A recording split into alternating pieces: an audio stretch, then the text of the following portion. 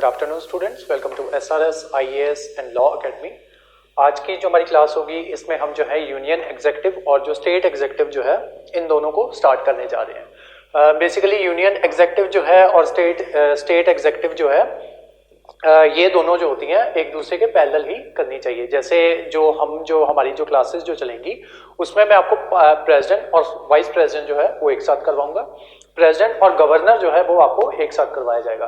Then आपके CM और जो आपके PM होंगे वो एक साथ करवाए जाएंगे और उसी के साथ साथ आपको काउंसिल ऑफ जो मिनिस्टर्स होती है स्टेट की और सेंटर की वो भी एक साथ करवाई जाएगी। और उसके अलावा स्टेट में जो आपके वो होते हैं एडवोकेट जनरल और आपके यूनियन में कौन होते हैं, वो होते हैं आपके अटॉर्नी जनरल। तो उन दोनों को भी साथ में कंपेयर करके जो है वो करवाया जाएगा, क्योंकि इनकी पावर्स जो होती हैं वो काफी हद तक जो होती हैं वो मैच करती हैं और इनकी अपॉइंटमेंट प्रोसीजर हो गया या दूसरी चीजें होंगी वो थोड़ी आपस में ओवरलैप करती हैं। तो इसी वजह से इनको एक साथ करवाना पड़ता है और आपको भी जब इनको कभी भी पढ़ो तो इनको कंपैरिजन के साथ पढ़ो कि पार्लियामेंट आपके जो प्रेसिडेंट है उनका चुनाव किस तरीके से होगा, आपके वाइस प्रेसिडेंट जो है उनका चुनाव किस तरीके से होगा। तो थोड़ी थोड़ी बीच में जो होती हैं जो कंफ्यूजन करने वाली चीजें होती हैं वो आपकी साथ ही साथ क्लियर हो जाती हैं। ठीक है, तो हम जो है आज जो है अभी फिलहाल के लिए हम जो है यूनियन एग्जेक्टिव जो है वो स्टार्ट करने जा रहे हैं। आपका जो यूनियन एग्जेक्टिव होता है और ये होता है आपका पार्ट 5 ऑफ द कॉन्स्टिट्यूशन और जो स्टेट एग्जेक्टिव जो होता है वो होता है आपका पार्ट 6 ऑफ द कॉन्स्टिट्यूशन। ठीक है, तो आपका यूनियन एग्जेक्टिव जो होता है पार्ट 5, इसमें आपके आर्टिकल्स जो कवर होते हैं आर्टिकल 52 से लेके आर्टिकल 78 तक। ठीक है, तो ये आपके आर्टिकल जो होते हैं ये आपके यूनियन एग्जेक्टिव में कवर होते हैं। अब यूनियन एग्जेक्टिव में आता कौन कौन है? ठीक है, स्टेट एग्जेक्टिव में पार्ट हो गया आपका 6 और आर्टिकल जब स्टेट एग्जेक्टिव करवाएंगे तब इनके आर्टिकल जो है वो साथ साथ करवा दूंगा। तो यूनियन एग्जेक्टिव में आपका कौन होता है? यहाँ पे होते हैं आपके प्रेसिडेंट। ठीक है, यहाँ पे कौन होते हैं? गवर्नर। प्रेसिडेंट के बाद यहाँ पे होते हैं आपके वाइस प्रेसिडेंट। ठीक है, यहाँ पे वाइस गवर्नर जैसी कोई भी चीज जो है वो नहीं होती। इस साइड कौन होते हैं आपके? Prime minister. इस साइड कौन होते हैं आपके? Chief minister. साथ में उनके कौन होती है? काउंसिल ऑफ मिनिस्टर और इनके साथ भी कौन होती है? Council of ministers. ठीक है, यहाँ पे कौन होते हैं आपके? अटॉर्नी जनरल और यहाँ पे कौन होते हैं आपके? Advocate general. ठीक है, तो ये सारे होते हैं आपके एग्जेक्टिव का पार्ट जो है, ये सारे मिलके एग्जेक्टिव का पार्ट बनाते हैं। ये स्टेट एग्जेक्टिव का पार्ट बनाते हैं गवर्नर, CM की काउंसिल ऑफ मिनिस्टर और एडवोकेट जनरल। ठीक है, तो आज जो हम टॉपिक स्टार्ट करने जा रहे हैं, आज हम सबसे पहले जो है पहले मैं आपको प्रेसिडेंट जो है वो करवाऊंगा, उनका जो है सिलेक्शन प्रोसीजर किस तरीके से होता है, उनकी क्वालिफिकेशन किस तरीके से देखी जाती है कि कौन इंसान जो है वो क्वालिफाई करता है प्रेसिडेंट बनने के लिए। देन उनकी जो इलेक्शंस जो होते हैं वो किस तरीके से होते हैं, इनडायरेक्ट होते हैं, डायरेक्ट होते हैं, वो सारे देखेंगे। देन उसके बाद जो है अगर जो है उनको रिमूव करना हो तो उसका प्रोसीजर जो है वो क्या होता है वो आज की क्लास में हम देखेंगे। इतना करने के बाद इसका मैं कंपैरिजन करवाऊंगा आपको जो वाइस प्रेसिडेंट है उनके साथ और फिर इसके जो है साथ साथ नोट्स भी बनाते जाएंगे। जो समझाने वाला पार्ट होगा वो एज इट इज ही काट के यूट्यूब पे डाल दिया जाएगा और जो दूसरा होगा आपका नोट्स बनाने वाला पार्ट होगा वो सबके लिए अवेलेबल होगा जो हमारे पेड स्टूडेंट्स हैं।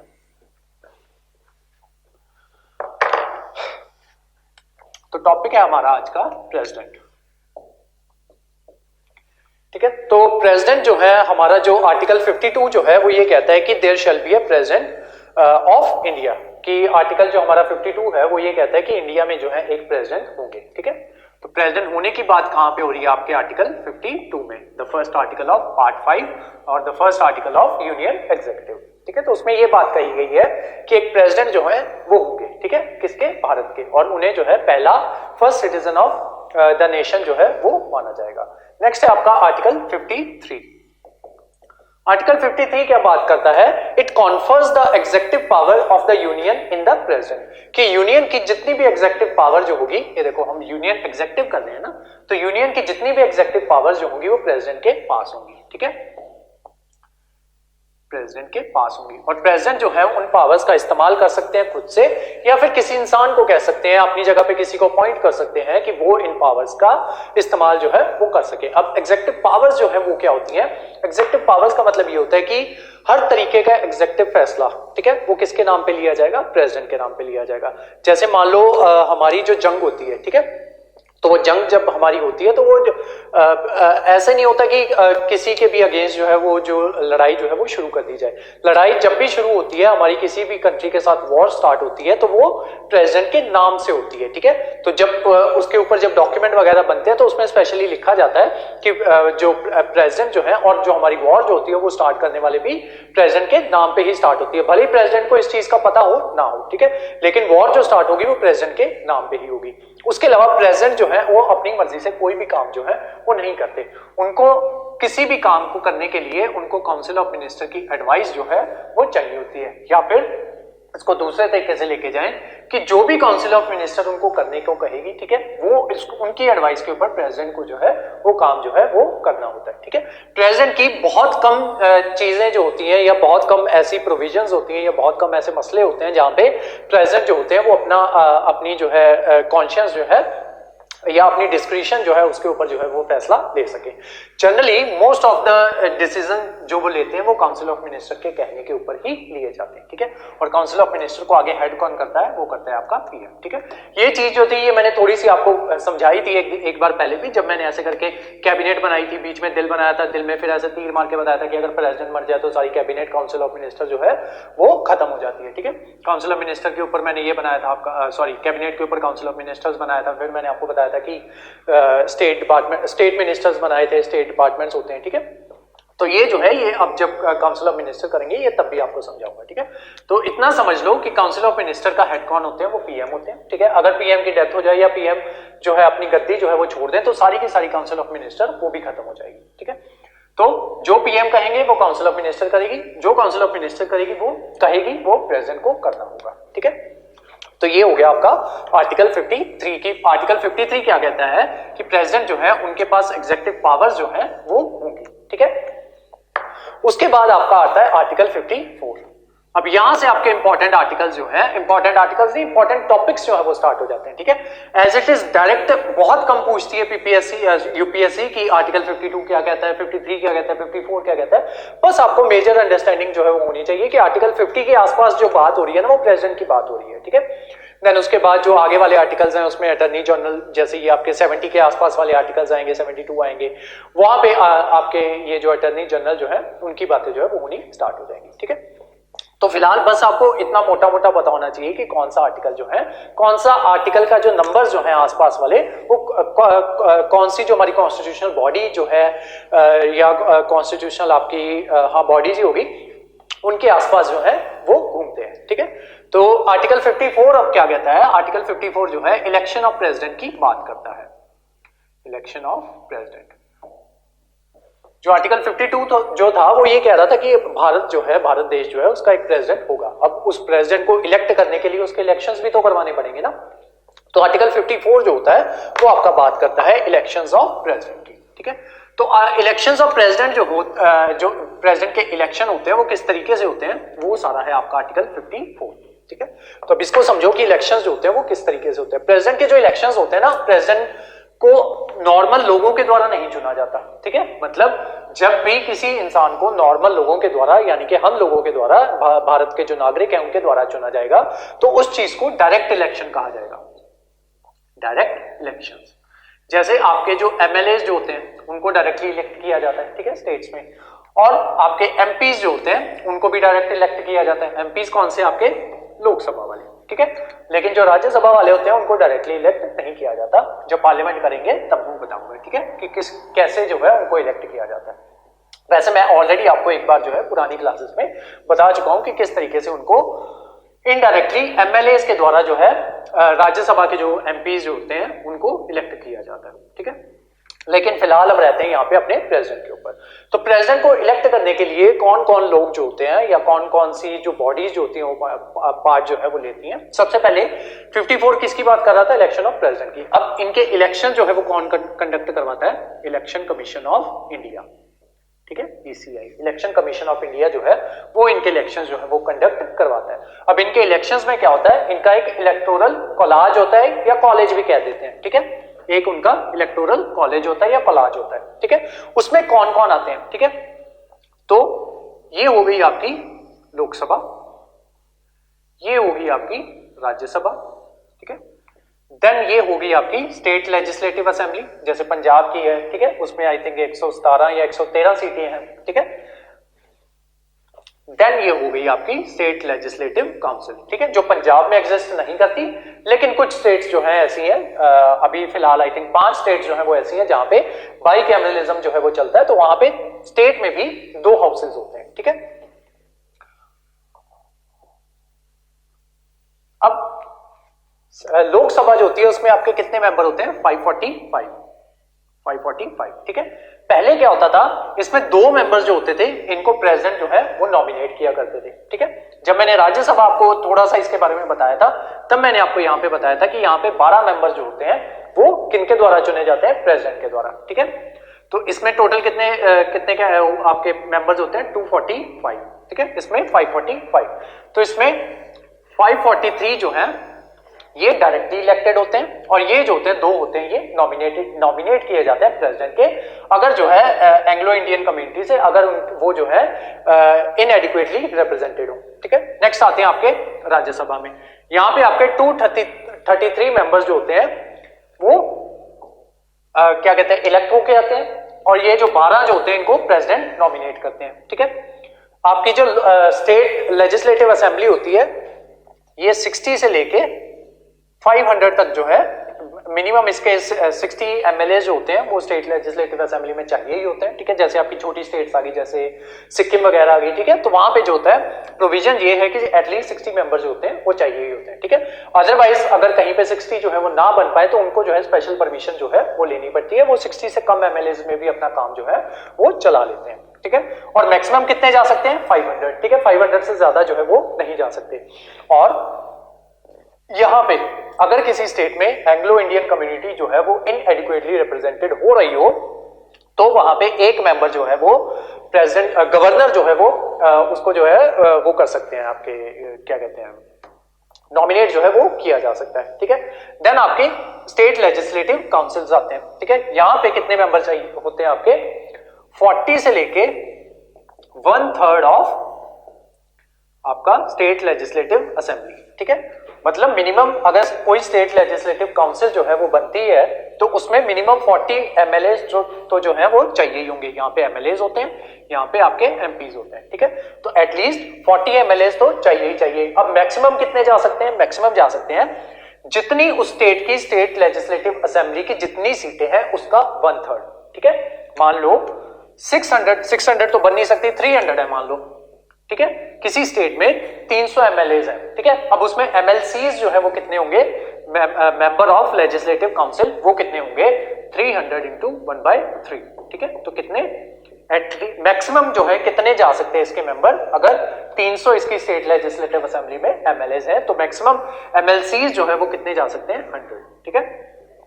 और यहां पे भी कुछ जो आपके ये जो होते हैं कुछ एमएलसी जो होते हैं उनको गवर्नर जो होते हैं वो डायरेक्टली नॉमिनेट कर सकते हैं, ठीक है। अब वो कितने कर सकते हैं वो कॉन्स्टिट्यूशन में नहीं बताया, ठीक है। तो एक्स नंबर ऑफ आपके एमएलसी जो है उनको गवर्नर जो है वो नॉमिनेट कर सकते हैं, ठीक है। तो ये होते हैं आपके 4 हाउसेज, जितने मतलब मोस्ट पॉसिबल जो आपके हाउसेज जो है वो हो सकते हैं, ठीक है। अब इसमें प्रेसिडेंट की इलेक्शन जो है वो होने जा रही है, तो उसमें पार्टिसिपेट कौन कौन करेगा, ठीक है। तो इसको किसने नॉमिनेट किया था? प्रेसिडेंट ने। इनको किसने नॉमिनेट किया था? प्रेसिडेंट ने, ठीक है। इसको किसने किया था? गवर्नर ने। अब गवर्नर को अपॉइंट कौन करते हैं? प्रेसिडेंट, ठीक है। तो गवर्नर, और इसको भी गवर्नर, ठीक है। और गवर्नर ये फैसला जो होते हैं पहले प्रेसिडेंट को कन्वे करवाते हैं, उसके बाद ये फैसला लेते हैं, ठीक है। तो इनडायरेक्टली यहां पे भी थोड़ी देर के लिए मान लेते हैं प्रेसिडेंट कि प्रेसिडेंट की मर्जी के बगैर नहीं ना अपॉइंट हो गए ये लोग। अब आते हैं यहाँ पे कि प्रेसिडेंट के इलेक्शन होने जा रहे हैं, ठीक है। और प्रेसिडेंट के इलेक्शन हो और वही लोग प्रेसिडेंट को वोट करें जो जिनको प्रेसिडेंट ने ही चुना है, ठीक है। तो ये थोड़ा सी चीज जो है ये वेग हो जाएगी, ठीक है। तो प्रेसिडेंट का जो आपका जो इलेक्टोरल कोलाज होता है उसमें कौन कौन पार्टिसिपेट करते हैं? सबसे पहले इलेक्टेड मेंबर्स ऑफ लोकसभा, ठीक है।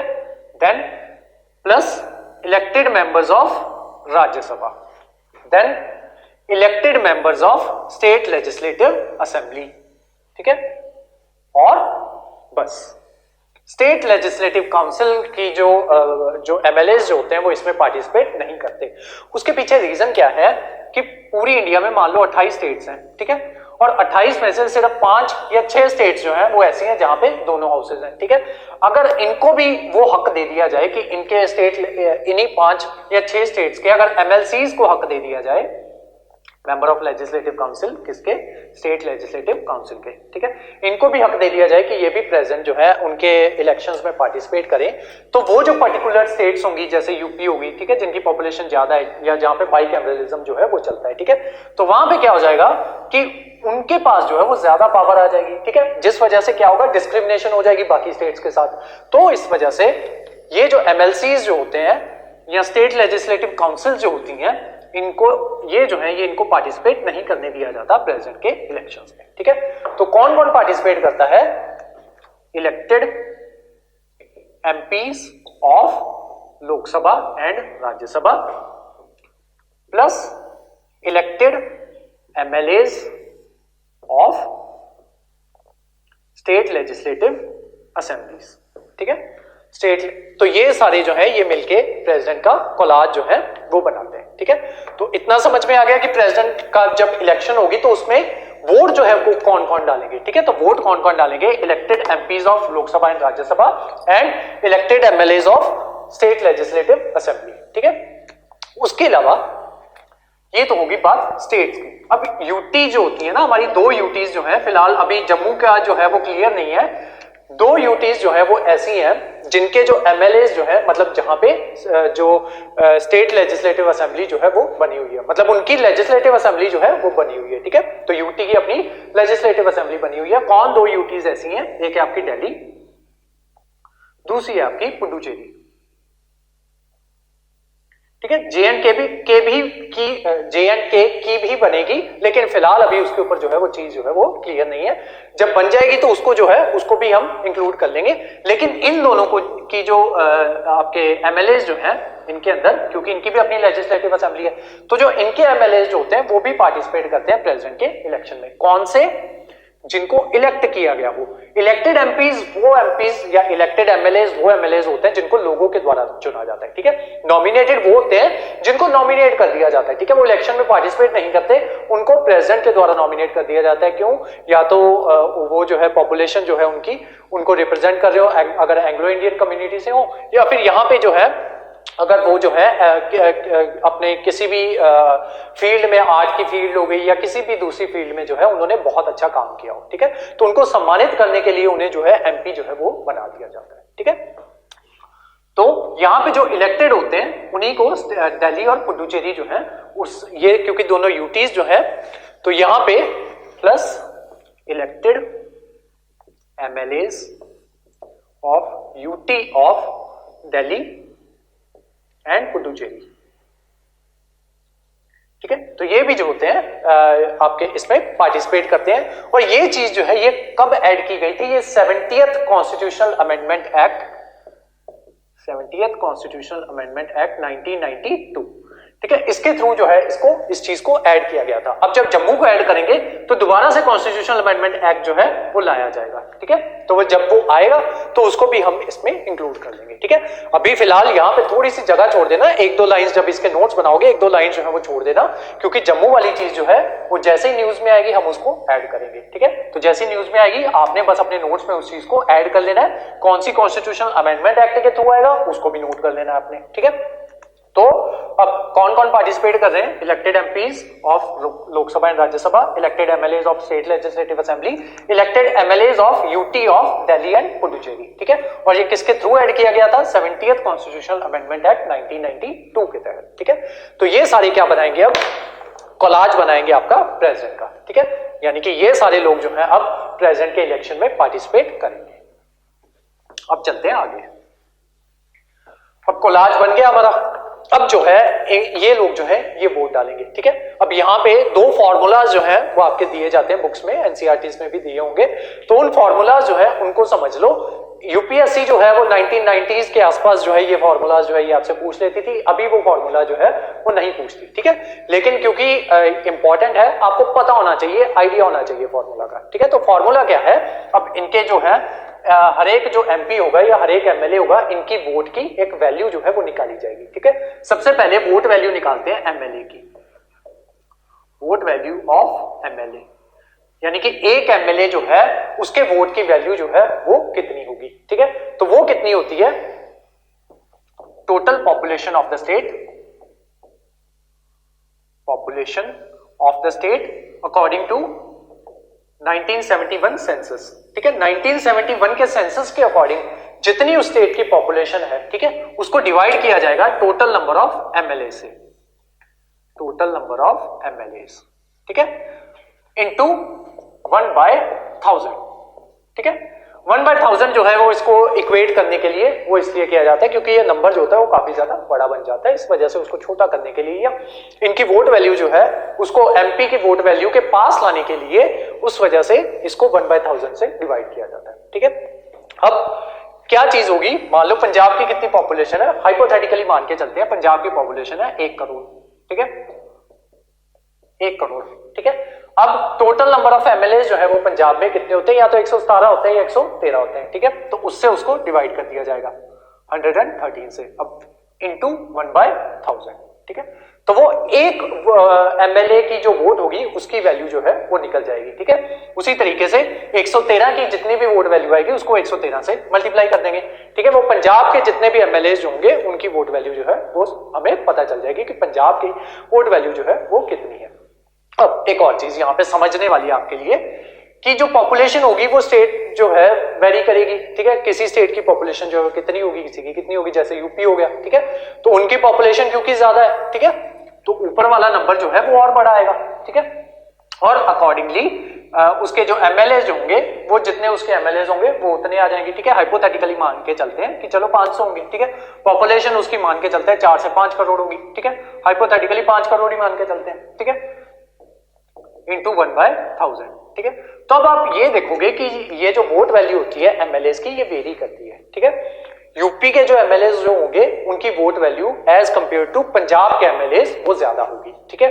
उसके अलावा पंजाब के एमएलए के कंपैरिजन में जो सिक्किम के एमएलए जो होंगे उनकी वोट वैल्यू जो होगी वो कम होगी, ठीक है। तो ये जो होती है ये चीज एज इट इज ही होती है, ठीक है।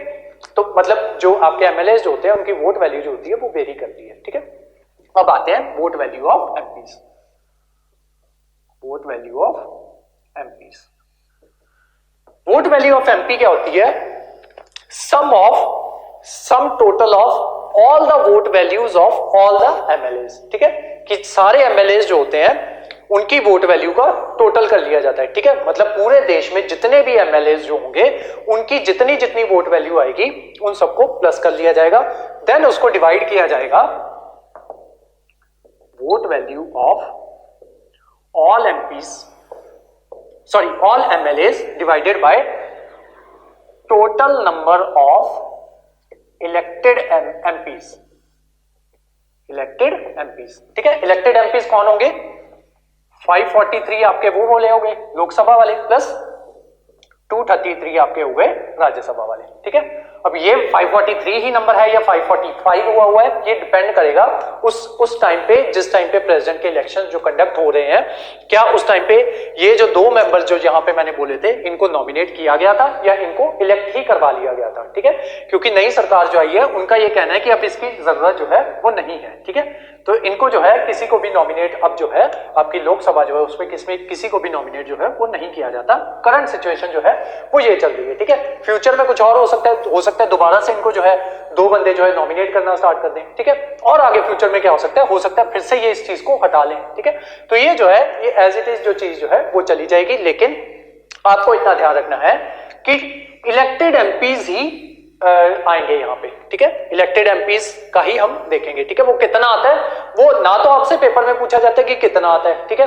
और ये चीज जो होती है बस आपको इतना पता होना चाहिए कि total number of elected MPs जो होते हैं दोनों के, राज्यसभा के भी और लोकसभा के भी, ठीक है। तो उनको जो है vote value of all the MLA, जितने भी एमएलए जो यहाँ पे हमने वोट वैल्यू निकाली ये एक की निकाली थी, ठीक है। उसी तरीके से उस स्टेट के सारे एमएलए की वोट वैल्यू निकाली जाएगी, फिर बाकी सारी स्टेट्स होंगी उनकी भी वोट वैल्यू जो है वो निकाली जाएगी, ठीक है।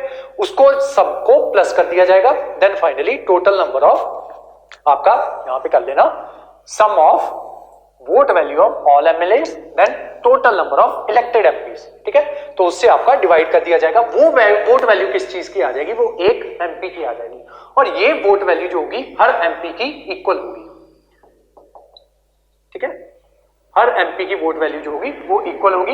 यहाँ पे जो होगी वोट वैल्यू ऑफ एमएलए जो होगी वो डिफर करेगी स्टेट वाइज, ठीक है, कि एक स्टेट में जो आपके जो एमएलए जो है उनकी वोट वैल्यू ज्यादा हो सकती है, दूसरे स्टेट वाले जो एमएलए जो होते हैं उनकी वोट वैल्यू कम हो सकती है, ठीक है। तो इस तरीके से आपकी निकलती है वोट वैल्यू, ठीक है।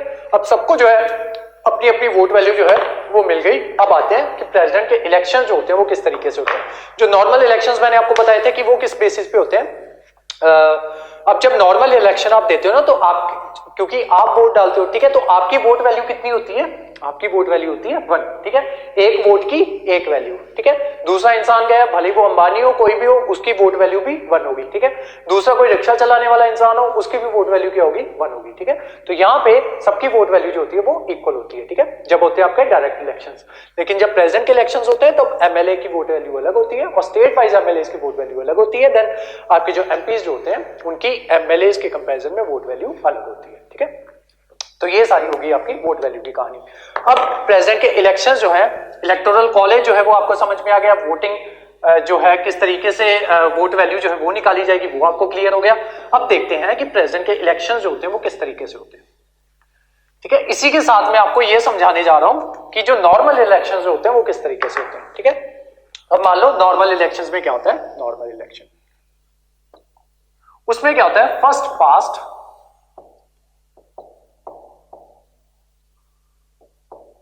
द पोल, ठीक है। एक और इसी को एक और नाम से जाना जाता है, फर्स्ट पास द पोस्ट, ठीक है। First past the poll system, first past the post system, ठीक है, एक ही चीज होती है दोनों। अब इसमें क्या होता है कि आपके एमएलए जो होते हैं वो उनको, सॉरी आपके एमपीज जो होते हैं स्टेट में, या स्टेट में एमएलए और सेंटर में एमपीज जो होते हैं उनको चुना जाता है, ठीक है। मान लो स्टेट में, सेंटर में 3 सरकारें जो है वो लड़ रही है, ठीक है। एक मान लो आपकी चल रही है, ठीक है, दूसरी आपकी चल रही है बीजेपी की, तीसरी आपकी चल रही है कांग्रेस की, ठीक है। पूरे देश में वोटिंग हुई, ठीक है। इनको मान लो पूरे देश में 100 लोग जो थे, हाइपोथेटिकली मान के चलते हैं कि पूरे देश में 100 लोग थे, ठीक है। 100 में से क्या किया, 50 लोग ऐसे थे, 50 लोगों ने नोटा को वोट डाल दी, नोटा, ठीक है। आप वालों को कितनी वोट मिली, आप वालों को वोट मिली 20, बीजेपी को मान लो आप वालों को 10, बीजेपी को मान लो 30 और कांग्रेस को 10, ठीक है। हो गया आपका 100 हो गया टोटल, ठीक है। अब जो है ऐसे करते हैं 11 और 9, ठीक है। अब जो है भले ही नोटा जो है उसको ज्यादा वोटें जो है वो मिली थी, लेकिन बीजेपी जो है वो बाकियों के कंपैरिजन में उसके पास वोट जो थी वो ज्यादा थी। भले ही उसको देश के सिर्फ 30% लोग जो है उन्होंने चुना था, लेकिन first past the poll system या first past the post system का मतलब ये होता है कि जितने भी लोग, ठीक है, रेस में दौड़ रहे हैं, ठीक है, ये तो रेस से बाहर ही हो गए नोटा वाले, ये तो दौड़ ही नहीं रहे, इन्होंने तो ये बोल दिया कि हमें कोई पसंद ही नहीं है, हम चुन नहीं रहे। जितने लोग रेस में दौड़ रहे थे उसमें से जिस बंदे ने पहले जो है पोल जो है उसको पार कर दिया या पहले जो है पोस्ट के पास पहुंच गया, उस बंदे को विजेता जो है वो घोषित कर दिया जाएगा। भले ही देश के 70% लोग जो हैं वो ये चाहते हो कि बीजेपी जो है वो सरकार सत्ता में ना आए, लेकिन बाकियों के कंपैरिजन में क्योंकि उसके पास ज्यादा वोटें हैं, ज्यादा वोट्स हैं उसके पास, इस वजह से इसको जो है सरकार बना दी जाएगी। इसी चीज को कहते हैं नॉर्मल इलेक्शन में first past the poll system या फर्स्ट पास द पोस्ट, ठीक है। तो ये हो गया आपका नॉर्मल इलेक्शन में किस तरीके से होता है। अब आते हैं प्रेसिडेंट के इलेक्शन जो होते हैं वो किस बेसिस पे होते हैं। प्रेसिडेंट के इलेक्शन जो होते हैं वो होते हैं सिंगल ट्रांसफरेबल वोट और रिप्रेजेंटेशन प्रोपोर्शन के ऊपर, ठीक है, प्रोपोर्शनल रिप्रेजेंटेशन,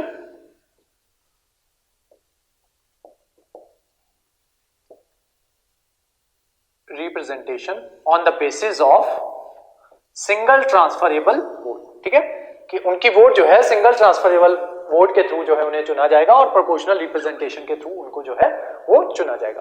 प्रोपोर्शनल रिप्रेजेंटेशन का मतलब यही होता है, ठीक है, ये इनका वोट वैल्यू वाला सिस्टम, ठीक है, कि इनको जो है प्रोपोर्शनली जो है इनको रिप्रेजेंट किया जाता है। किसी स्टेट में इनकी रिप्रेजेंटेशन जो है किसी स्टेट के पास वो थोड़ी सी रिप्रेजेंटेशन है वो थोड़ी सी ज्यादा चली जाती है, किसी स्टेट के पास रिप्रेजेंटेशन थोड़ी सी कम चली जाती है, ठीक है। उसी तरीके से इनको ये भी रिप्रेजेंट करते हैं, आपके एमएलएस भी और एमपीज भी जो है वो रिप्रेजेंट करते हैं, ठीक है।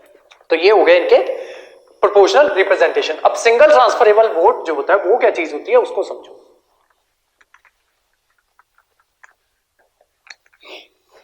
कि आपके प्रेसिडेंट जो है वो किस तरीके से चुने जाएंगे।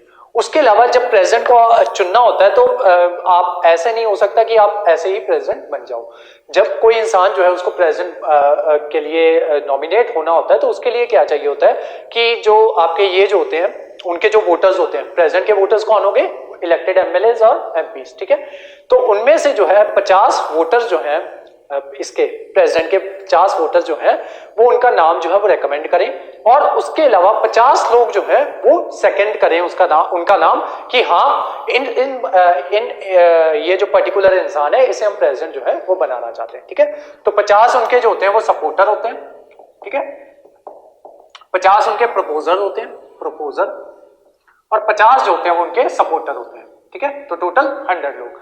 अगर वाइस प्रेसिडेंट की बात की जाए तो 20 उनके प्रपोजर होते हैं, प्रपोजर, और 20 जो होते हैं उनके सपोर्टर होते हैं जब वाइस प्रेसिडेंट के इलेक्शन की बात होती है, ठीक है। तो ये लोग जब किसी इंसान का नाम जो है वो रेकमेंड करेंगे, ठीक है, तो वो नाम जो है इलेक्शन कमीशन ऑफ इंडिया के पास पहुंच जाएगा और उसके बाद जो है उनको जो है कैंडिडेट जो है प्रेसिडेंटशिप का कैंडिडेट मान लिया जाएगा, ठीक है। अब आते हैं इस पे सिंगल ट्रांसफरेबल वोट के ऊपर। मान लो इसको इस तरीके से समझना, ये है आपके एमएलएस या वोटर्स जिनको वोट डालनी है प्रेसिडेंट को, ठीक है, वोटर्स। ये एमएलएस भी हो सकते हैं और एमपीज भी हो सकते हैं, ठीक है, दोनों ही होंगे ना, दोनों पार्टिसिपेट करेंगे।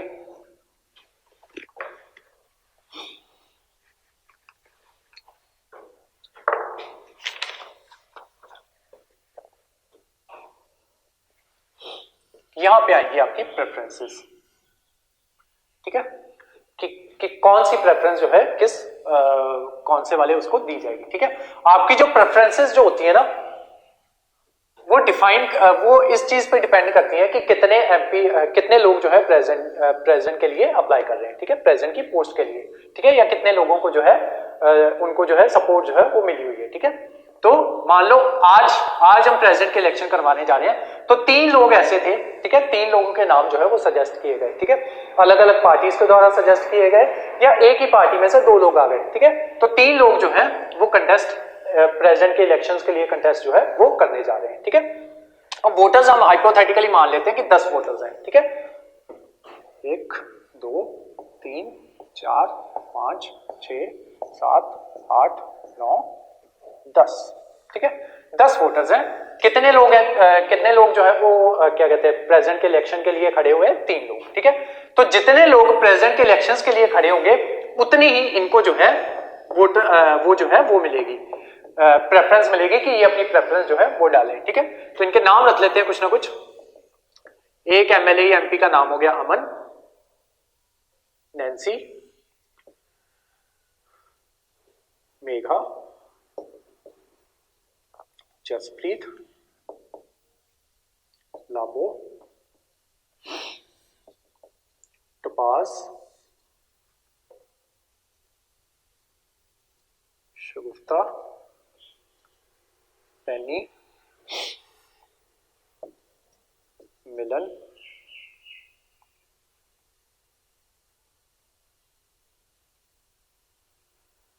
युगल, ठीक है। तो मान लो ये हैं आपके वोटर्स या एमपीज, ठीक है, जिनको इलेक्टेड वोटर्स या इलेक्टेड एमएलएज या इलेक्टेड एमपीज हैं, ठीक है। इसी तरीके से जितने भी सारे आएंगे ना उन सारों के नाम जो है वो इस साइड पे होते हैं, ठीक है। अब कितने लोग जो है पार्टिसिपेट कर रहे हैं, 3 लोग, तो आपकी प्रेफरेंसेस भी जो है वो 3 बनेंगी, ठीक है। 3 लोग कौन कौन से, मान लो ए बी और सी, ठीक है।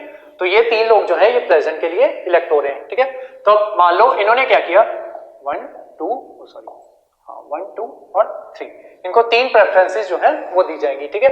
अब अमन ने क्या किया, अमन ने प्रेफरेंस डाली कि मेरी फर्स्ट प्रेफरेंस कौन है, ये ए कैंडिडेट, ठीक है। सेकंड प्रेफरेंस कौन है, बी कैंडिडेट, थर्ड प्रेफरेंस कौन है, सी कैंडिडेट, ठीक है। इसी तरीके से बाकियों ने भी डाल दी, ठीक है।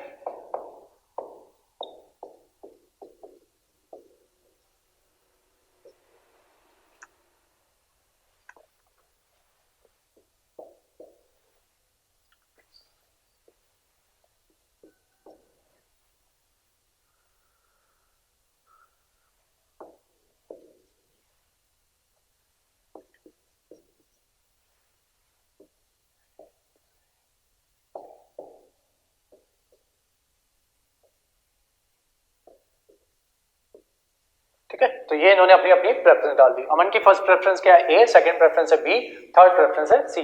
अब यहाँ पे अमन जो है इसके पास ये ऑप्शन भी है कि ये चाहे तो ये प्रेफरेंस ना भी फिल करे, ठीक है। सेम बाकी लोग भी होते हैं, उनके पास भी यही चॉइस जो होती है वो होती है कि अगर वो चाहते हैं कि हाँ मेरी फर्स्ट प्रेफरेंस जो है वही काउंट हो, सेकंड प्रेफरेंस मेरी काउंट ना हो, तो वो बाकियों पे फिल ही नहीं करते। उसके अलावा जब भी ये आपके इलेक्शंस होते हैं प्रेसिडेंट के, तब मैंने आपको एक विप का कंसेप्ट कराया था कि सबको जो है जितने भी आपके एमएलएज या एमपीज जो होते हैं उनको विप की बात जो है वो माननी होती है।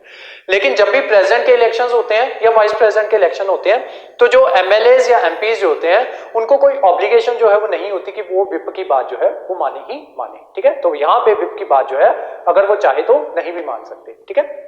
तो ये थी आपकी विप की बात। और ये इलेक्शंस कौन कंडक्ट करवाते हैं? आपका चीफ आपका इलेक्शन कमीशन ऑफ इंडिया, ठीक है। चीफ इलेक्शन कमिश्नर जो होते हैं वो कंडक्ट करवाते हैं इनके इलेक्शंस, ठीक है। अब 3 कैंडिडेट्स थे, ठीक है।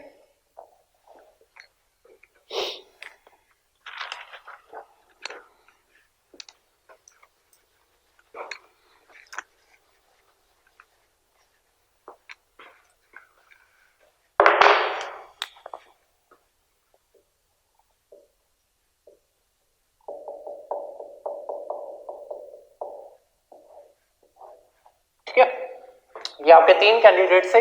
अब यहाँ पे सिंगल ट्रांसफरेबल वोट का मतलब क्या होता है कि इनकी जो फर्स्ट प्रेफरेंस होती है वो चीज जो है वो समझाने जा रहा हूं। अब यहाँ पे दूसरा सिंगल ट्रांसफरेबल वोट में क्या होता है कि अगर आपको जीतने के लिए आपके पास 50% से ज्यादा वोट्स जो है वो होनी चाहिए, ठीक है, तभी आपको जो है वो बनाया जाएगा। First past the poll system में क्या था कि बाकियों से ज्यादा होनी चाहिए, भले ही वो 50% हो या फिर ना हो, ठीक है। हमने देखा था 30% पे ही सरकार बन गई, ठीक है। लेकिन यहाँ पे प्रेसिडेंट बनने के लिए आपको क्या चाहिए? 50% से ज्यादा वोटें जो है वो आपको चाहिए ही चाहिए, ठीक है। अब ये 10 लोग हैं, 10 लोगों में देखते हैं कि किस तरीके से इनकी बनती है, ठीक है। तो ए के पास देखते हैं, ए को फर्स्ट प्रेफरेंस जो है वो किसने दी है, कितने लोगों ने दी है? 1 2 3 4, ठीक है। तो 4 लोगों ने 10 में से आउट ऑफ 10 जो है 4 लोगों ने ए को प्रेफर किया। 1 2 3 4 5 6 7 8 9 10 2 3 4,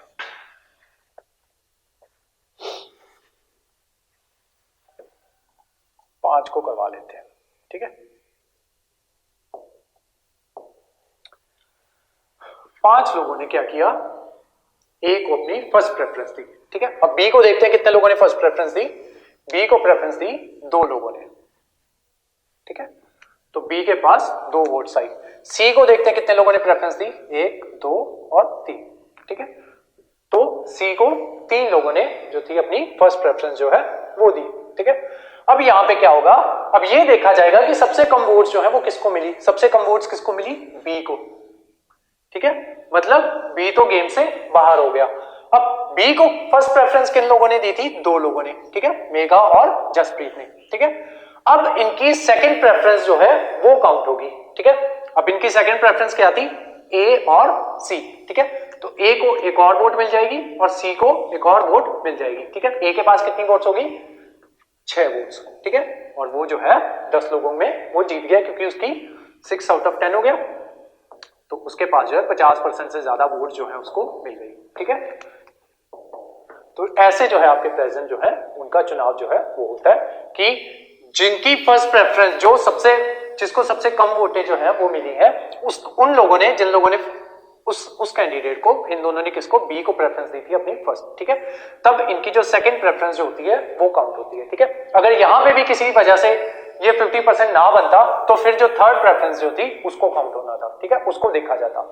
या फिर दोनों के बीच में अगर दोबारा से टाई हो जाता, ठीक है, मान लो इन दोनों ने इसको सी को जो है वो चुना होता, तो फिर जो है इनकी थर्ड प्रेफरेंस जो है वो देखी जाती थी, ठीक है। तो इस तरीके से जो है वो जितने नंबर ऑफ कैंडिडेट्स होते हैं उतनी प्रेफरेंसेस जो होती हैं वो बढ़ती जाती हैं। और ये जो है सबसे पहले फर्स्ट प्रेफरेंस जो है वो देखी जाती है और जिसको सबसे कम वोट जो मिले होते हैं उसकी, जिन लोगों ने सबसे कम वोट जिस कैंडिडेट को दिए होते हैं उसकी जो है उनकी सेकंड प्रेफरेंस जो है वो देख ली जाती है और उसके अकॉर्डिंग उसके वोट जो है वो यहाँ पे ऐड हो जाते हैं। इस तरीके से आपका प्रेसिडेंट के जो वोटें जो होती है वो वोट्स जो होते हैं प्रेसिडेंट के वो जो होते हैं वो देखे जाते हैं। ठीक है, अब इसमें नेक्स्ट टॉपिक जो होता है, फिर जो बंदा जो चुन लिया जाता है उसको जो है प्रेसिडेंट जो है वो बना दिया जाता है।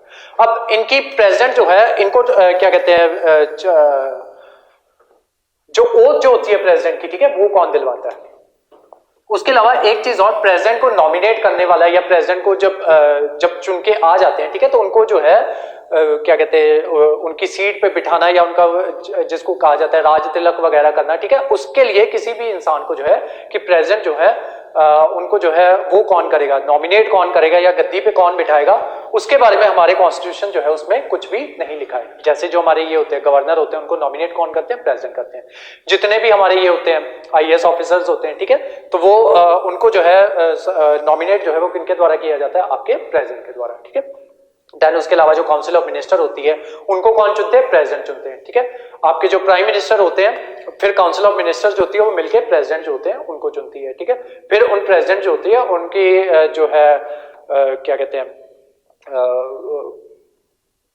उनको जो है जो हमारे प्रेसिडेंट होते हैं उनके द्वारा जो है वो लेटर जो है वो दिया जाता है कि आज से आप जो है वो प्रेसिडेंट हो। ठीक है, लेकिन प्रेसिडेंट को कोई भी इंसान जो है वो ऐसा नहीं है जो प्रेसिडेंट को हाँ एक लेटर देके बोले कि आज से आप जो होंगे वो प्रेसिडेंट होंगे। ठीक है, ना तो प्रेसिडेंट ना ही वाइस प्रेसिडेंट। ठीक है, तो इसका हमारे कॉन्स्टिट्यूशन में कहीं पे भी मेंशन नहीं है कि इनको जो है गद्दी पे जो है वो कौन बिठाएगा। ठीक है, तो वो सिंपली लोगों के इनके द्वारा जो आपके इलेक्टेड जो ये होते हैं एमपीज और एमएलए जो होते हैं इनके द्वारा ये चुन के आते हैं और फाइनली वो जो है अपना जो है पद जो है वो ग्रहण कर लेते हैं। ठीक है, लेकिन इनको ओथ जो है वो कौन दिलवाते हैं, प्रेसिडेंट को ओथ दिलवाते हैं आपके चीफ जस्टिस ऑफ इंडिया। ठीक है, ये छोटे छोटे क्वेश्चंस है, डायरेक्ट क्वेश्चन जो है ये पूछ लिए जाते हैं आपसे। ठीक है, तो इनको ओथ जो है वो दिलवाते हैं आपके चीफ जस्टिस ऑफ इंडिया।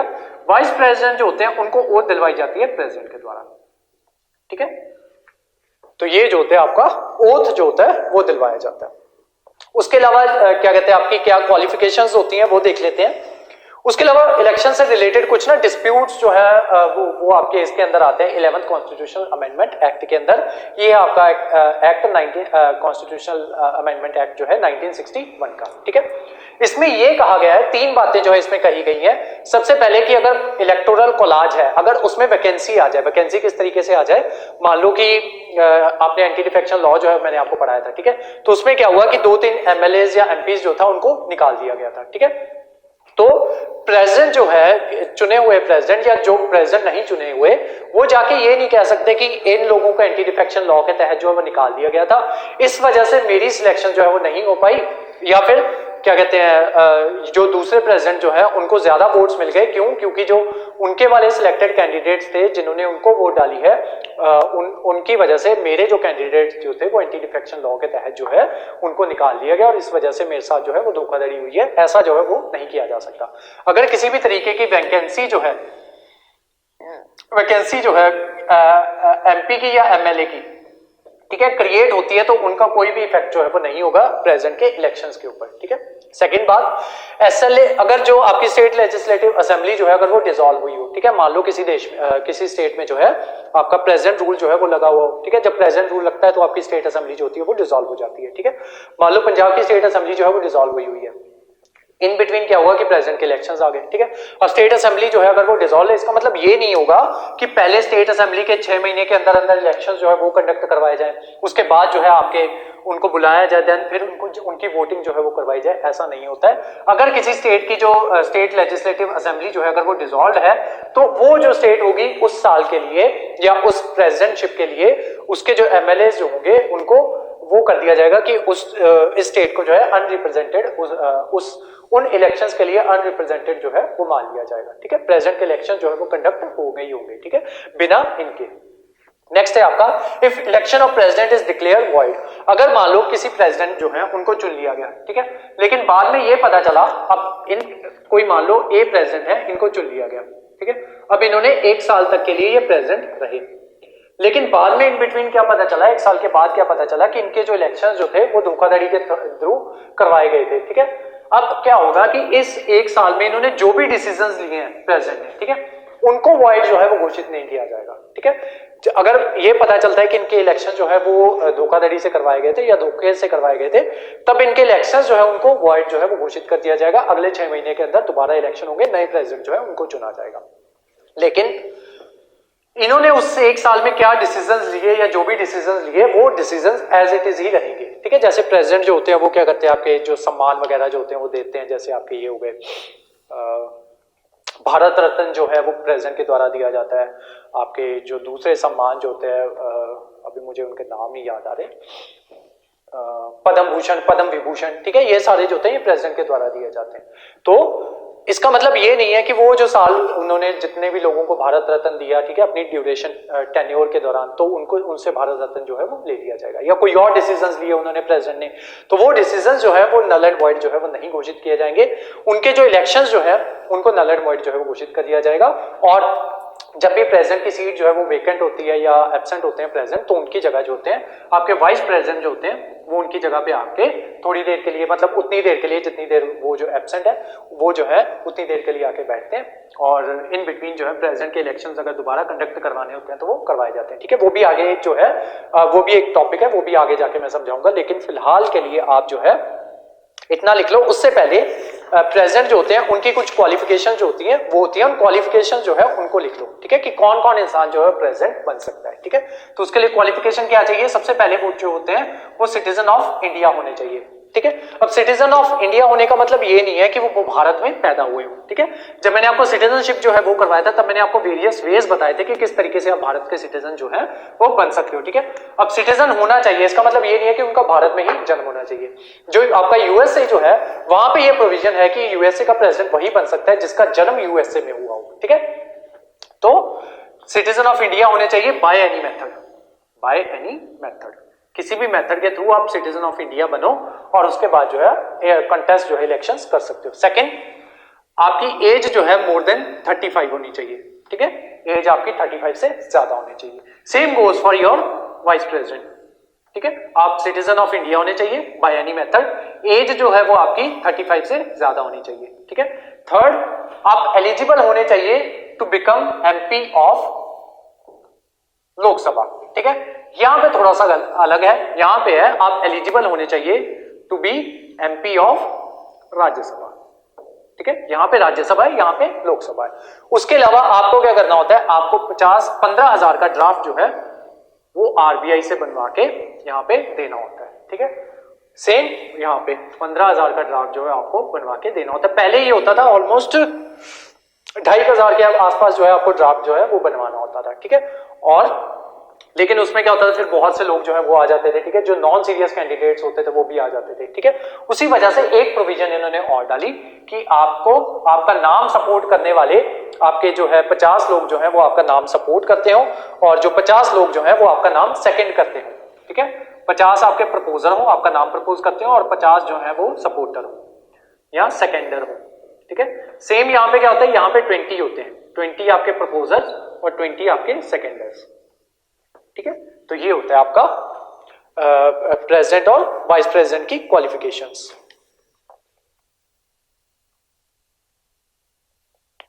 बस इतना ही है, ठीक है। तो अब इतने यहां तक लिख लो, फिर उसके बाद जो है वैकेंसी किस तरीके से क्रिएट होती है प्रेसिडेंट की, प्रेसिडेंट का ऑफिस जो है किस तरीके से वेकेंट हो सकता है। एक उसमें तीन तरीके होते हैं, एक डेथ की वजह से, दूसरा अगर वो रिजाइन कर दें, तीसरा उनको इम्पीच कर दिया जाए, ठीक है। तो इम्पीच किस तरीके से किया जाता है वो भी आगे जो है वो हम करेंगे, लेकिन फिलहाल के लिए आप इतना जो है वो लिख लो, ठीक है। जितना हमने समझ लिया इसके नोट जो है वो बना लो।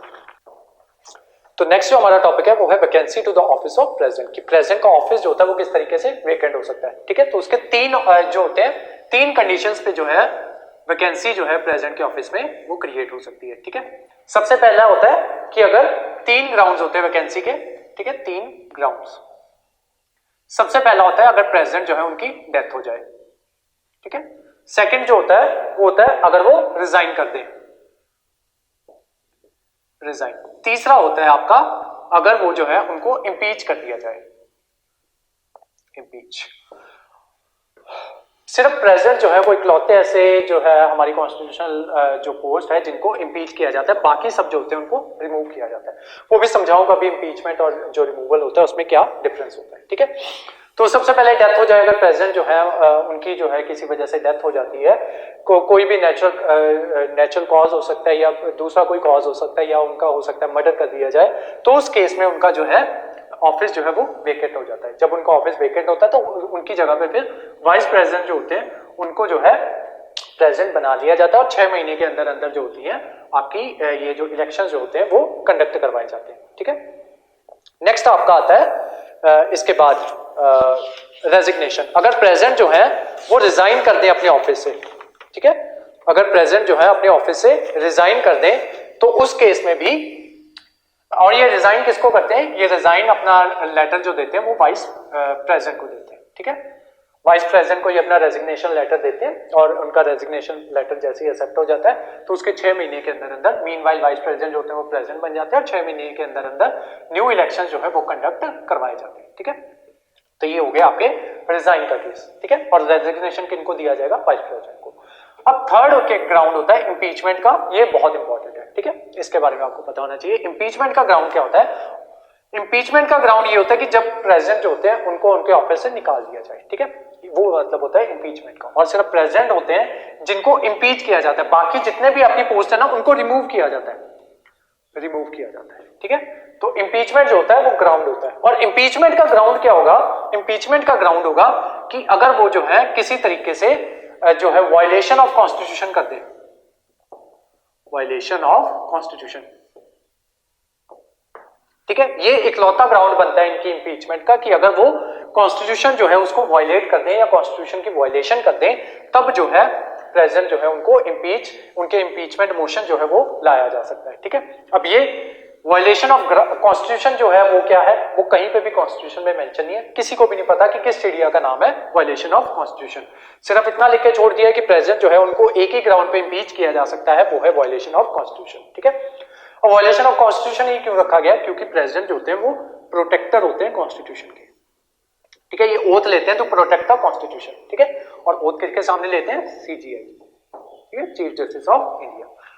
तो ये कॉन्स्टिट्यूशन के प्रोटेक्टर होते हैं और अगर ये कॉन्स्टिट्यूशन को ही वायलेट कर दें तो इनके अगेंस्ट जो इम्पीचमेंट मोशन जो है वो लाया जा सकता है। ठीक है, अब इम्पीचमेंट मोशन जो है वो कहां पे आएगा। ठीक है, दो हाउसेज होते हैं, दोनों में से किसी भी हाउस में इम्पीचमेंट मोशन जो है वो आ सकता है। ठीक है, और उसके साथ सबसे पहले इम्पीचमेंट, और पहले इम्पीचमेंट समझ लो फिर इम्पीचमेंट और रिमूवल के बीच में समझाता हूं। इम्पीचमेंट मोशन जो है वो दोनों हाउसेज में लाया जा सकता है, लोकसभा में भी और राज्यसभा में भी। ठीक है, अब इसमें लाने के लिए कंडीशन क्या होनी चाहिए कि किसी भी, जिस भी हाउस में आ रहा है, मान लो लोकसभा में आ रहा है, ठीक है, तो इसके 1/4 मेंबर जो है ये मोशन को लेके आए। ठीक है, 1/4 मेंबर जो है वो ये कहें कि हम जो प्रेसिडेंट जो है उनके खिलाफ ऐसा मोशन जो है वो लाने जा रहे हैं। ठीक है, ऐसे ही कोई भी बंदा, एक बंदा खड़ा होकर नहीं कह सकता कि आज जी मैं तो प्रेसिडेंट के खिलाफ जो है वो इम्पीचमेंट मोशन जो है वो लेके आ रहा हूं। ठीक है, तो 1/4 जो लोग जो है पर्टिकुलर हाउस से, ठीक है, अगर लोकसभा है तो इसमें 545 है, ठीक है, तो इसके 1/4 आएंगे। ठीक है, अगर राज्यसभा है 245 है तो इसके 1/4 आएंगे। ठीक है, जिस हाउस में भी इंट्रोड्यूस हो रहा है उसके 1/4 मेंबर जो है वो आके कहेंगे कि हम जो है प्रेसिडेंट को इम्पीच करना चाहते हैं। ठीक है, फिर क्या होगा, इसके ऊपर वोटिंग होगी। ठीक है, अगर 2/3 मेंबर्स टोटल मेंबर्स, क्योंकि जब मैंने आपको मेजॉरिटीज करवाई थी तब मैंने आपको लिखवाया था कि यहां पे कौन सी मेजॉरिटी लगती है, इफेक्टिव मेजॉरिटी लगती है। ठीक है, तो यहां पे 2/3 ऑफ टोटल मेंबर्स कितने, 545। ठीक है, अदरवाइज जब दूसरी हम नॉर्मल स्पेशल मेजॉरिटी करते हैं तो उसमें 2/3 ऑफ प्रेसिडेंट वोटिंग जो है वो किया जाता है। ठीक है, लेकिन यहाँ पे 2/3 of total 545 total members of the house, अगर वो एग्री करें कि प्रेसिडेंट जो है उनको इम्पीच कर देना चाहिए तो उनको इम्पीच कर दिया जाता है। अभी फिलहाल इम्पीच नहीं किया जाएगा, अभी एक हाउस में पास हो गया। ठीक है, एक हाउस में पास होने के बाद प्रेसिडेंट के पास 14 दिन का नोटिस जाएगा, प्रेसिडेंट के पास 14 दिन का नोटिस, 14 दिन पहले जो है प्रेसिडेंट के पास नोटिस जाएगा कि हम जो है आपको इस तरीके से आपके खिलाफ जो है ये मोशन जो है वो पास किया गया, पास होगा। अब जो दूसरा हाउस होगा, ठीक है, जो सेकंड हाउस होगा, वो जो रेजोल्यूशन जो होगा वो सेकंड हाउस में जाएगा। सेकंड हाउस क्या करेगा, प्रेसिडेंट को बुलाएगा। ठीक है, प्रेसिडेंट, और दूसरा ये कमेटी बनाएगा। ठीक है, कि क्या वाकई प्रेसिडेंट जो है उन्होंने वायलेशन ऑफ कॉन्स्टिट्यूशन किया है। ठीक है, और प्रेसिडेंट को बुलाया जाएगा और उनको जो है सफाई देने का मौका जो है वो दिया जाएगा। क्यों, क्योंकि नेचुरल लॉ ऑफ जस्टिस जो है वो ये कहता है कि आप किसी भी इंसान को उसकी बात बिना सुने जो है उसको प्रताड़ित जो है वो नहीं कर सकते। ठीक है, प्रेसिडेंट को अपनी सफाई देने का पूरा मौका दिया जाएगा और उसके बाद ये सब के बाद अगर उन्हें जो है वायलेशन ऑफ कॉन्स्टिट्यूशन में अगर वो लिप्त जो है वो पाए जाते हैं, तो यहां पे भी 2/3 ऑफ टोटल मेंबरशिप, टोटल कितनी 245, ठीक है, टोटल मेंबरशिप के साथ अगर वो क्या कहते हैं वो पास कर देंगे बिल, तो प्रेसिडेंट जो होंगे वो उनको इम्पीच कर दिया जाएगा, इम्पीच कर दिया जाएगा, ठीक है। तो ये कहलाती है इम्पीचमेंट ऑफ प्रेसिडेंट, ठीक है।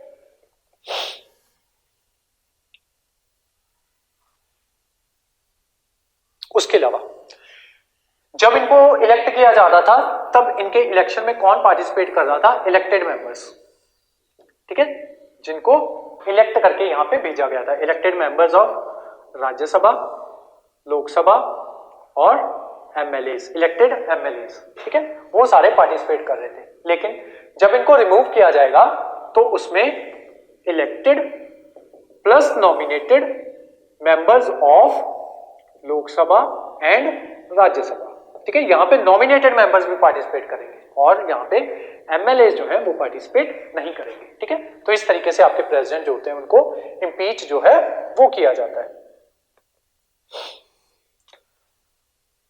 उसके अलावा इनकी इम्पीचमेंट जो है उसके ऊपर जुडिशियल रिव्यू जो है वो हो सकता है, ठीक है। तो ये सारा था आपका इम्पीचमेंट ऑफ प्रेसिडेंट। अब आपको मैंने क्या समझाना है, इम्पीचमेंट और रिमूवल के बीच का डिफरेंस, कि मैंने बताया कि सिर्फ प्रेसिडेंट जो होते हैं उनको इम्पीच किया जा सकता है, बाकी सारे जो होते हैं उनको रिमूव किया जाता है, भले ही वो आपके जज ऑफ सुप्रीम कोर्ट हो, ठीक है, या वाइस प्रेसिडेंट हो या फिर आपके चीफ जस्टिस हो, ठीक है, उन सबको जो है वो रिमूव किया जाता है उनके ऑफिस से, उनको इम्पीच नहीं किया जाता। अब इसके बीच में फर्क समझ लो कि इम्पीचमेंट और जो रिमूवल होता है उसमें फर्क क्या होता है, ठीक है। यहां पे प्रेसिडेंट को क्या कर रहे थे हम, इम्पीच, और दूसरा मैंने आपको क्या समझाना है, रिमूवल। जब प्रेसिडेंट को इम्पीच किया जा रहा था तो मोशन जो था वो पहले एक हाउस में पास हुआ, ठीक है, कोई भी हाउस हो सकता था, वो राज्यसभा या लोकसभा, ठीक है। कंडीशंस मैंने बता दी है, 1/4 मेंबर चाहिए, ठीक है, देन 2/3 की मेजोरिटी चाहिए और टोटल मेंबरशिप, ठीक है। देन सेकेंड हाउस में जाएगा, वहां पे क्या होगा, वहां पे इन्वेस्टिगेशन कमेटी जो है वो बिठाई जाएगी, प्रेसिडेंट को बुलाया जाएगा, उनको सफाई देने का मौका दिया जाएगा, उसके बाद वहां पे भी 2/3 मेजोरिटी के साथ वो चीज जो है वो पास होगी, ठीक है। यहां पे मान लेते हैं लोकसभा है, यहां पे मान लेते हैं राज्यसभा है, ठीक है। तो सेकेंड हाउस में जब पास हो जाएगी उसके बाद जो है प्रेसिडेंट इम्पीच हो जाएंगे, इम्पीच हो जाएंगे, ठीक है। अब कोई दूसरे ऑफिसेज जो होते हैं उनके अकॉर्डिंग चलते हैं, वहां पे क्या होता है, ठीक है। मान लो चीफ जस्टिस का ही लेते हैं, वहां पे क्या होगा, अब ये सारा प्रोसीजर क्या चल रहा है, लोकसभा और राज्यसभा आपके किसका पार्ट है, वो पार्ट है आपके लेजिस्लेशन का, प्रेसिडेंट किसका पार्ट है, एग्जीक्यूटिव का, ठीक है। यहां पे प्रेसिडेंट से कुछ भी नहीं पूछा गया, प्रेसिडेंट को डायरेक्ट इम्पीच कर दिया गया। रिमूवल में क्या होता है, एक हाउस में बिल पास होगा या वोटिंग होगी, देन सेकेंड हाउस में वोटिंग होगी, देन वो जो बिल होगा वो प्रेसिडेंट के पास आएगा, प्रेसिडेंट को बोला जाएगा कि आप इनको रिमूव करो, ठीक है। वो किसकी मदद से रिमूव करेंगे, on the advice of council of minister, ठीक है। तो ये मान लो आपका चीफ जस्टिस है, उनको रिमूव करना है, तो पहले लोकसभा में पास होगा वो बिल, देन आपका राज्यसभा में पास होगी वो रेजोल्यूशन बिल जो भी होगा, देन वो प्रेसिडेंट के पास भेजा जाएगा। प्रेसिडेंट जब उसके ऊपर हस्ताक्षर कर देंगे ना, यहाँ पे प्रेसिडेंट के हस्ताक्षर की जरूरत है, ठीक है। जब प्रेसिडेंट उस पर हस्ताक्षर कर देंगे तब जो आपके सीजीआई होंगे उनको रिमूव्ड मान लिया जाएगा, उनको उनके ऑफिस से रिमूव कर दिया जाएगा, ठीक है। तो ये फर्क होता है, जब प्रेसिडेंट से नहीं पूछा जा रहा था, जब आपकी प्रेसिडेंट क्या है, आपके एग्जीक्यूटिव, ये क्या है आपकी लेजिस्लेशन। एक बिल आया या एक रेजोल्यूशन आया, सिर्फ आपकी लेजिस्लेशन जो है उसने पास कर दिया, वो क्या कहलाया, इम्पीचमेंट, ठीक है। एक बिल आया, रेजोल्यूशन आया, पहले लेजिस्लेशन ने पास किया, देन एग्जीक्यूटिव हेड जो थे उन्होंने इसके ऊपर साइन किए, उसके बाद जो है वो उनको रिमूव माना गया, ठीक है। तो जब जब प्रेसिडेंट के साइन होंगे, ठीक है, लेजिस्लेशन में पास होने के बाद प्रेसिडेंट के साइन होंगे, उस चीज को रिमूवल कहा जाएगा। जब प्रेसिडेंट से पूछा ही जाएगा, उनके साइन ही नहीं होंगे, सिर्फ लेजिस्लेशन में चीज जो है वो पास होगी, उसको इम्पीचमेंट कहा जाएगा, ठीक है। तो ये फर्क होता है आपका इम्पीचमेंट और इसका क्या कहते हैं, रिमूवल का, ठीक है। अब नेक्स्ट जो आपका टॉपिक है, नेक्स्ट है हमने जो है डिफरेंस समझना है बिटवीन उसमें प्रेसिडेंट और आपके वाइस प्रेसिडेंट, ठीक है। तो वो देखते हैं, अब एक कंपैरिजन करना है। प्रेसिडेंट ऑलमोस्ट सारा हो चुका है, सिर्फ प्रेसिडेंट की पावर्स जो है वो रहती हैं, वो आपको नेक्स्ट लेक्चर में मैं आपको करवाऊंगा, ठीक है। अब आपको देखना है प्रेसिडेंट और वाइस प्रेसिडेंट, ठीक है। अब नेक्स्ट जो आपका टॉपिक है, नेक्स्ट है हमने जो है डिफरेंस समझना है बिटवीन उसमें प्रेसिडेंट और आपके वाइस प्रेसिडेंट, ठीक है, तो वो देखते हैं। अब एक कंपैरिजन करना है, प्रेजेंट ऑलमोस्ट सारा हो चुका है, सिर्फ प्रेजेंट की पावर जो है वो रहती है, वो आपको नेक्स्ट लेक्चर में मैं आपको करवाऊंगा, ठीक है। अब आपको देखना है प्रेजेंट और वाइस प्रेजेंट, ठीक है। प्रेजेंट के बारे में सब कुछ बता दिया मैंने आपको, ठीक है। अब वो सारी चीजें जो है वाइस प्रेजेंट के केस में मुझे दोबारा एक्सप्लेन नहीं करनी पड़ेगी, ठीक है।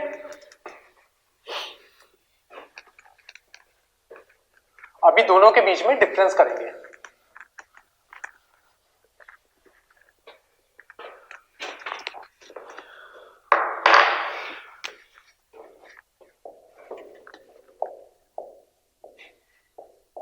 ठीक है, ये आपका प्रेजेंट हो गया, ये हो गया आपका वाइस प्रेजेंट, ठीक है। तो दोनों में बीच में डिफरेंस क्या क्या होता है? सबसे पहले जो आपके प्रेजेंट जो होते हैं वो highest first citizen of India होते हैं, ठीक है, हाईएस्ट अथॉरिटी ऑफ इंडिया होते हैं, ठीक है। तो ये हाईएस्ट अथॉरिटी, ये सेकंड हाईएस्ट अथॉरिटी होते हैं, ठीक है, और ये होते हैं first citizen of the country, ठीक है। तो ये एक डिफरेंस ये होता है। उसके अलावा इनके इलेक्शन में कौन कौन पार्टिसिपेट करता है? इनके इलेक्शन में पार्टिसिपेट करते हैं आपके एमएलएस इलेक्टेड, ठीक है। देन कौन पार्टिसिपेट करते हैं? एमपीज इलेक्टेड, ठीक है, और MLAs of states and 2 UTs, ठीक है, वो पार्टिसिपेट कर रहे हैं। और जब आपके इनके इलेक्शंस की बात होती है तो यहां पे जो होते हैं आपके स्टेट के एमएलएस जो होते हैं वो इंक्लूड नहीं होते, स्टेट एमएलएस नॉट इंक्लूडेड, सिर्फ एमपीज जो होते हैं इलेक्टेड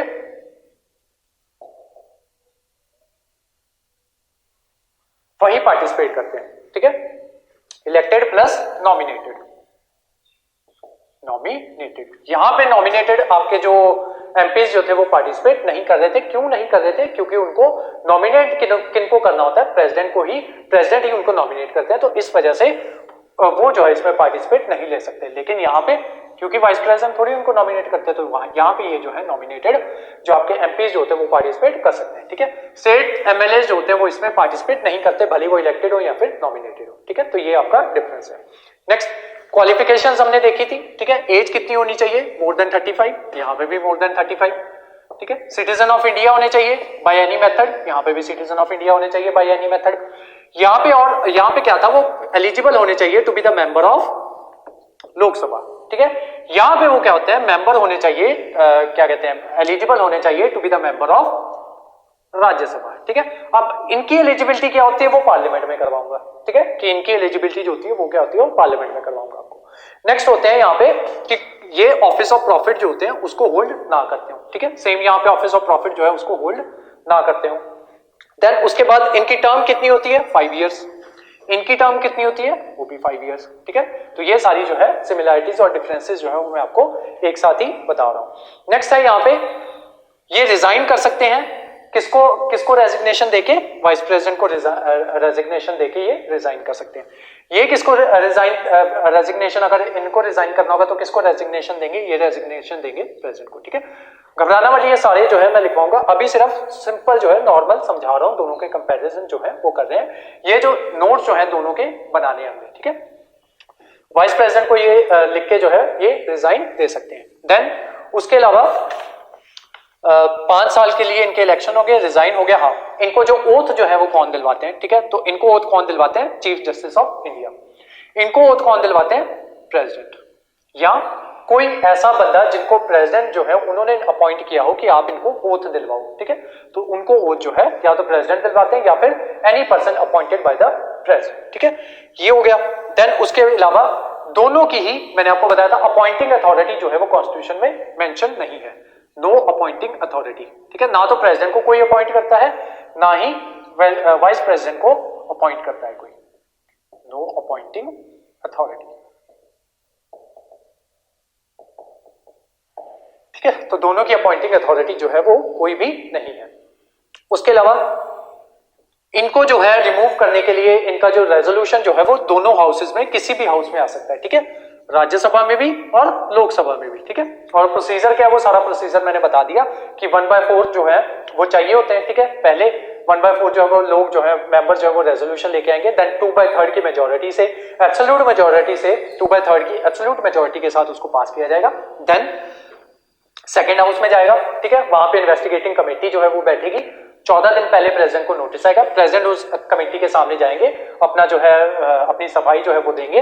देन सेकंड कमेटी अगर उसको सेकंड हाउस उसको अगर 2/3 की मेजोरिटी से पास कर देता है तो प्रेसिडेंट जो होंगे वो इम्पीच हो जाएंगे। ठीक है, यहां भी जो इनका जो है जो मेथड इनका आता है क्या कहते हैं इनको रिमूव करने का वाइस प्रेसिडेंट को, यहाँ पे जो मोशन यहाँ पे किसमें इंट्रोड्यूस हुआ था, किसी भी हाउस में। ठीक है, लेकिन यहाँ पे मोशन जो है वो इंट्रोड्यूस होगा सिर्फ और सिर्फ राज्यसभा में। ठीक है, राज्यसभा में जो है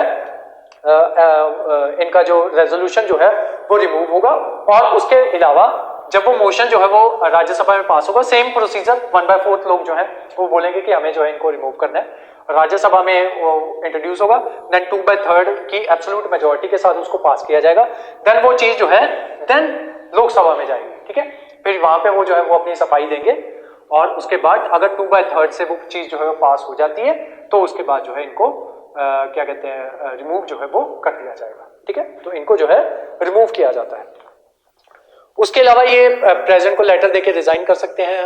अब आई थिंक हाँ वो मैंने आपको करा दिया, उसके अलावा आई थिंक इसमें कुछ भी नहीं बचा है, मुझे चेक कर लेने दो, अगर कुछ बचा होगा तो मैं आपको करवा दूंगा। हाँ, डिफरेंस एक चीज और, यहाँ पे मैंने आपको बताया था 50 आपके जो नाम जो है वो प्रपोज कर रहे हो और 50 जो है वो आपके नाम को सपोर्ट कर रहे हो। ठीक है, यहाँ पे वो नंबर चाहिए होता है 20 जो है वो आपके नाम को प्रपोज करें और 20 आपके नाम को सपोर्ट करें। ठीक है, 20 मेंबर्स। ठीक है, फिर जो है आप इसके इलेक्शंस में खड़े हो सकते हो। ठीक है, उसके अलावा आई थिंक कुछ नहीं रहता अब इसमें। प्रेसिडेंट की जो पावर जो है वो हम अगली क्लास में करेंगे।